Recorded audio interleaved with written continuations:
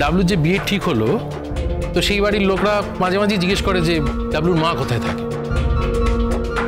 আমি বলেছি মা তার মায়ের বাড়িতে থাকে আর কি, বাপের বাড়িতে থাকে।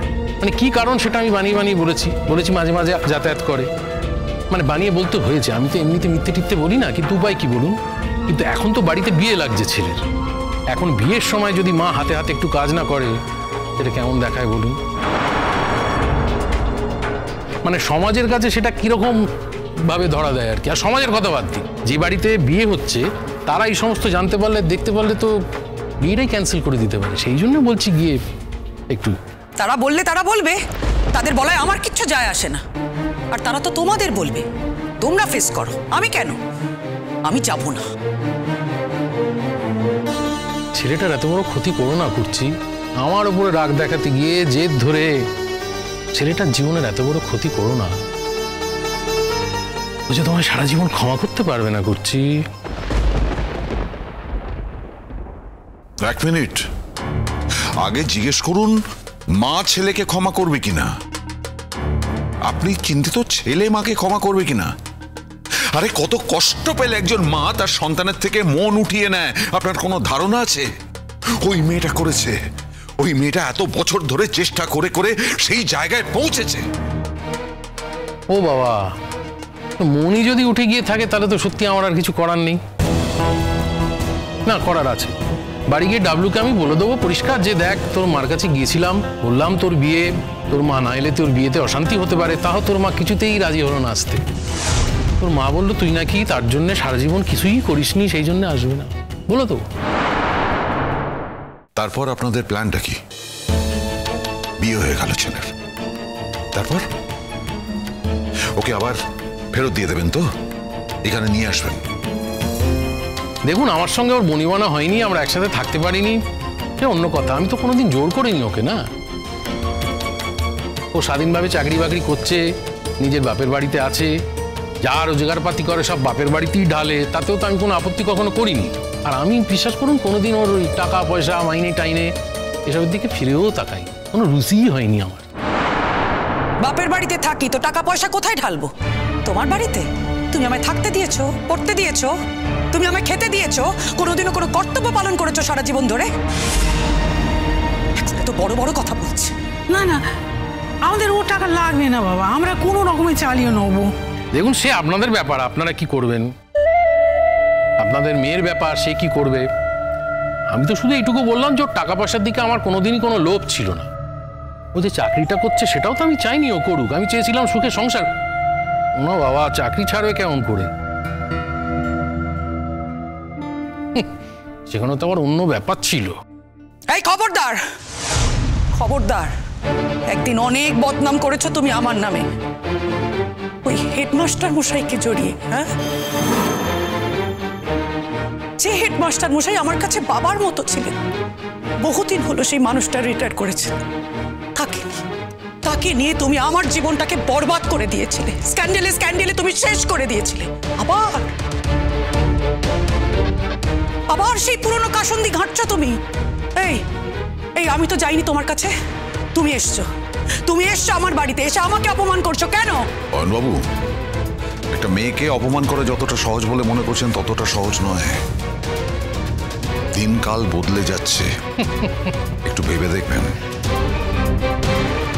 তা বটে, দিনকাল যে বদলেছে সে তো আপনাদের দেখেই বুঝতে পারছি, না আপনাকে আর ম্যাডামকে দেখে। যাকে যাক, আমার এইটুকুই বলার ছিল, যা বলার বলে দিয়েছি, ফিরে যাচ্ছি বাড়ি। আমার অনেক ব্যস্ততা, বুঝলেন না, একা হাতে ছেলের বিয়ের সমস্ত কাজকর্ম করতে হচ্ছে, সামলাতে হচ্ছে। ছেলেকে আশ্বাস দিয়ে এসেছিলাম যে তোর মা আমি গিয়ে বললি চলে আসবে। ছেলেটাও বিশ্বাস করেছিল মা এক ডাকে চলে আসবে। কেন? মা কি পড়ে পাওয়া 14 আনা? হ্যাঁ, যখন ইচ্ছে মাকে বার করে দেবে, আবার যখন ইচ্ছে তাকে ডাকতে আসবে আর সে তুরতুর করে চলে যাবে। এখন আমাকে দরকার কেন? বিয়ের সময় কুটুম্বদের কাছে যাতে মুখ ছোট না হয় তার জন্য তো। হ্যাঁ, বুঝি, সব বুঝি, চিরদিনের স্বার্থপর একটা। আজ আবার এসছে, সেই স্বার্থের তাগিদেই কিন্তু আবার এখানে এসছে। এই শোনো, I am the last person. যাবো না, যাবো না, যাবো না, কিছুতেই যাবো না আমি। দেখুন কুর্চি ম্যাডাম, একটা কথা বলি, নিজের ভালো, নিজের সন্তানের ভালো এ তো নির্বোধও বোঝে। ছেলের বিয়ের আর মাত্র 15টা দিন বাকি। আমার বক্তব্য, এই 15টা দিন আপনি ওই বাড়ি গিয়ে থাকুন। আপনি অপূর্ব মানুষ অয়নবাবু। 15 দিনের জন্য ছেলের মাকে আপনি ছেলের বিয়ের সময় ভাড়া নিয়ে যাচ্ছেন, তারপরে আবার ফেরত দিয়ে যাবেন। ব্রিলিয়ান্ট। ওমা না না, তাই কি বলেছি নাকি স্বতন্ত্রবাবু? আপনারা বড্ড ভুল বোঝেন আমাকে। ছেলে বৌমা যদি রাজি হয় থাকবে আমাদের বাড়িতে। দেখুন, আমার তো বয়স হয়ে গেছে, আর কদিনই বা বাঁচবো। আমার সঙ্গে অশান্তি টশান্তি হবে। আমাদের তো বিরাট বাড়ি, বুঝলেন মাসিমা, অনেকগুলো ঘর। থাকবে আপনার মেয়ে এক কোনায় পড়ে, কি অসুবিধে? কেন, কিসের অভাব আমার যে তোমার আশ্রয় গিয়ে থাকতে হবে? তোমার ভিক্ষার দয়া থাকতে হবে আমায়? যতই হোক সেটা তো স্বামীর ঘর, আর এটা তো এটা তো বাপের ঘর নয়, এটা তো পাতানো দাদার ঘর। সেখানকার তুলনায় নিজের স্বামীর ঘরে গিয়ে থাকাটা বেশি সম্মানের হতো না? সম্মানটা কিন্তু এর উপর নির্ভর করে না। মানে এই যে আপনি বললেন না, সম্মানটা কিন্তু নিজের দাদা বা পাতানো দাদার উপর নির্ভর করে না। নিজের স্বামীর উপর ভরসা করে দেখেছে তো দিনের পর দিন। সেই স্বামী তো কোনো দায় দায়িত্ব নেয়নি, বরং এই পাতানো দাদাই কিন্তু বরাবর পাশে ছিল এবং এখনো আছে। সেজন্য পাতানো দাদা বলে বিদ্রুপ করার কিছু হয়নি। দিদিভাই ডাবলুর বিয়েতে যাবে কি যাবে না সেটা একান্তই এই মানুষটার নিজের সিদ্ধান্ত। কিন্তু দিদিভাই যে আপনার বাড়িতে থাকতে যাবে না, সেটা এই মানুষটাকে আমি যতদূর চিনেছি সেটা দেখেই বুঝতে পারছি। এখন আপনার প্রয়োজন, আপনার প্রয়োজনের জন্যই আপনি এখানে এসেছেন দিদিভাইকে নিতে। কিন্তু যখন এই মানুষটার প্রয়োজন ছিল, তখন কি আপনারা তার পাশে ছিলেন? যাকে অনেকগুলো কথা বলে ফেললাম, নিজের মনে করে, নিজের বাড়ির লোক তো, যা বলার এমনিতে দিদিভাই আপনাকে বলবে। ডাবলু আমাকে চাইছে তো, ওই সে নিজে একবারও তো আমাকে ফোন করে বললো না। আরে বাবা, বলবে হয়তো ফোন টোন করবে। আগে থেকে একটু হাওয়াটা বুঝে নিতে চাইছি, সেই জন্য আমাকে পাঠালো। আমি কি বলে দেবো যে ডাবলু কত করে তোর মাকে অনুরোধ করলাম, হাতে পায়ে ধরলাম, তোর মা বললো কিছুতেই আসবে।